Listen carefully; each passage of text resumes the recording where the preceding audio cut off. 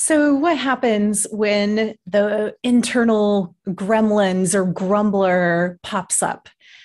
I thought a lot about doing a different topic on this video today, but I found that this is what's up for me. And one of the things about spiritual people, quote unquote, spiritual people, is that sometimes there's a tendency to dismiss or pretend away the grumblers. And I don't want to be that type of spiritual person. I really want to address the gremlins, the shadow, the grumbler that comes to knocking on my door, and to notice the things that are irritating to me, and also show how I work through that. Hopefully, that will serve you at the highest level. So here's what's going on. I am in the middle of the Alchemy of Ascension Season 5 Summit. I believe today's on day 5, and I have almost 7,000 people registered. Amazing turnout for this show. And it's been overwhelmingly positive feedback. However, there are always a few grumblers in the crowd, in any crowd. So this crowd is no different. And I've been getting a few grumbly emails from various people that I've really had to take a look at who am I being in responding, in my response. In order to receive, you must also give, right? There's this give and receive. To be an abundant receiver, you must also be a generous giver. It's just the way it works. You will not receive more than you give, because that is the law of balance. You will receive as you give. And if you give more generously than you receive, then you will receive more. And if you receive more than you give, that will be balanced out somewhere as well. So just to look at that law of balance and take a look at where are you being a generous giver? Where are you being a generous receiver? Or are you blocking giving and blocking receiving? Now, there's one person that has sent me multiple emails and who decided right away that for whatever reason, I was out to get her. And then anything that I say can and will be used against me. I found out after a few emails where I was attempting to assist her and help her. She took everything that I said as some sort of attack. So you can see there that there is a preconceived consciousness or mental attitude.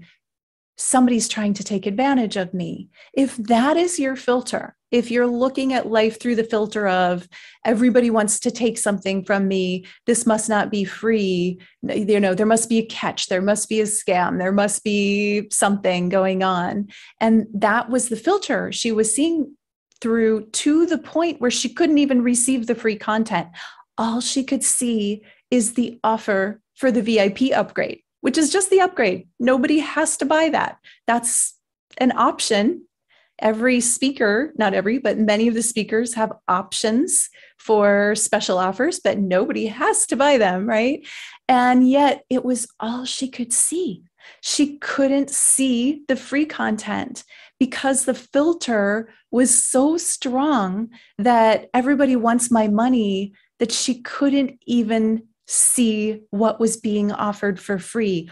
Or even if she could see it, she couldn't receive it. She was blocked completely to receiving it because of the mental attitude of everybody's trying to take from me and nothing's free, or some version of that mental attitude was informing her ability to receive.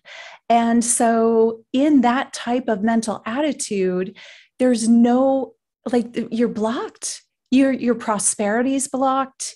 Your love is blocked. Your ability to receive help completely blocked in this situation. And while I felt for her and I truly desired to help her, as I was attempting to assist her, she got more and more aggressive and angry, and I had to block her from the list. So it really touched me in that, not that I am offended, because I can see clearly what's going on there, and it hurts my heart for humanity to see that type of programming is going on with people. And it also had me look inside myself and say, where in me? What am I blocking? What am I looking through cloudy lenses at, and not able to receive from the universe, not able to receive love, not able to receive prosperity, not able to receive the gifts of the divine that are so generously showered upon us in every moment with every breath. And I do feel like I'm an open receiver, and I'm an open channel for most of these gifts. However, there's always a new level of opening for no matter where you are, no matter where I am. I am always looking for, okay, what is this showing me? So how is this woman teaching me to be more open to receive, to be more open to being generous, and to be a better receiver? And it really is like, whatever it takes, every single thing in life can be the thing that cracks your heart open a little more. And so I want you to know, by sharing these stories, I'm not trying to make that person wrong. I'm looking at who that's me in some part, in some way. I would not have attracted these types of experiences if there wasn't some part of me that had that consciousness, right? Or it wouldn't have landed, or I wouldn't have engaged with it and had it come back to me in the way that it did. So I'm looking at it as an opportunity. This is always an opportunity to grow, to open, to expand, to become more open to giving and receiving, to become more generous, to care more, to have more compassion. When I get triggered by the words that somebody writes to me, it's an opportunity, an invitation to be more loving, more compassionate, to see, oh, wow, there's pain in that person. And their filter is seeing me as the one causing pain, when all I'm really trying to do is generously give and give more and be more generous. And yet some people aren't going to be able to receive that. And I get to be okay with that, and then take it internal and reflect on, how can I become better because of this awareness, because of the consciousness that comes from this. And so it becomes a gift then. Even these, this small fragment of people that are reflecting back their grumbles at me, it's a gift for me to look inside myself and see, where am I grumbling about something that's meant to be a blessing? Where are you grumbling about something in your life that could be a blessing? And so this is alchemy, right? This is emotional alchemy. And this is how we take the dark coal, the negatives, things that someone throws to us. We don't spiritually bypass them. We don't pretend that they don't exist. We take them in. And we reflect, what part of me is being reflected to myself through this interaction? And what part of me is being a victim, or being the grumbler, or being the shadow? And what part of me gets to turn that coal into gold and make more light and have that expansion and opening because of it? This is the opportunity in every situation. And there are so many situations going on around the world where we can feel grumpy and victimized and angry and point fingers and blame. And yet, what good will any of that do when we go within and say, where am I being reflected in what I'm seeing in the outer world? And how can I How can I alchemize that part of myself to break myself open, to become more loving, more giving, to care more about others than myself? And certainly to take care of myself and love myself, but to also be of service and care about the world and the people in it. And when someone's trying to do something for you or for me that maybe I don't see the gift in it, to look for that gift, to look for where am I not seeing what's being offered? Where am I not receiving the love? Where am I blocking the generosity? Both ways, the giving and receiving. Where can I open my heart to be more open, loving, kind, compassionate, generous, and not to pretend that those negatives don't exist? They do, they're there. But if they're there in the world, they are there in me as well. So, how can I bring responsibility for my negativity? And how can I use that to create more love in the world, to create more gold? And by gold, I don't just mean prosperity, I mean the golden light of the divine presence that I hold, that you hold by being here now. This is the light of ascension. And in order to step into it, we get to be alchemists. Alchemists turn lead or coal or something that's relatively seen as not useful or not valuable into something of great value. So everything that triggers us, everything that upsets us can be of value when we are willing to look at it, look at what it inspires or triggers in us, and alchemize it. Get clear on, whoa, there's a part of me that really wants to fight. Or there's a part of me that really wants to push back.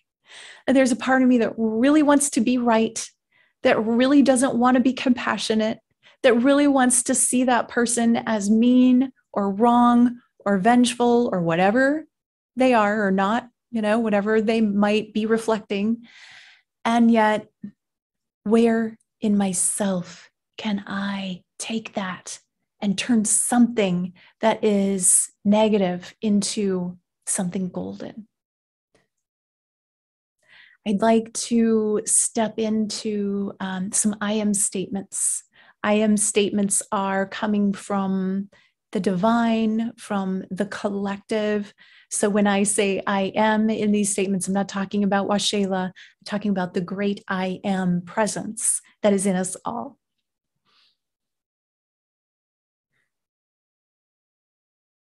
I am worthy of receiving. I am worthy of love. I am worthy of great prosperity. I am compassionate. I am willing to be responsible for whatever shows up in my world. I am willing to be the greatest version of myself that I am able to. I am of service to all. I am anchoring the divine light in my body. I am anchoring the light of ascension onto this planet. Take a deep breath. With that breath, I am the light of the divine. I am the truth. I am oneness. I am wholeness. I am complete. My heart is full of love. I am grateful for this life. I am grateful for every breath that I receive.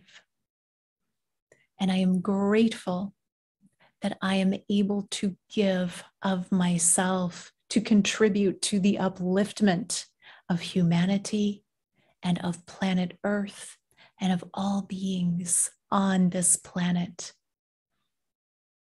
May my presence be uplifting. May my time here be one of joy and one of service and one that awakens hearts. May the light that I hold light up others, and may we join our lights to surround this planet with a light that engulfs all on this planet in love, in happiness, in peace and contentment. May my presence bring harmony everywhere I go.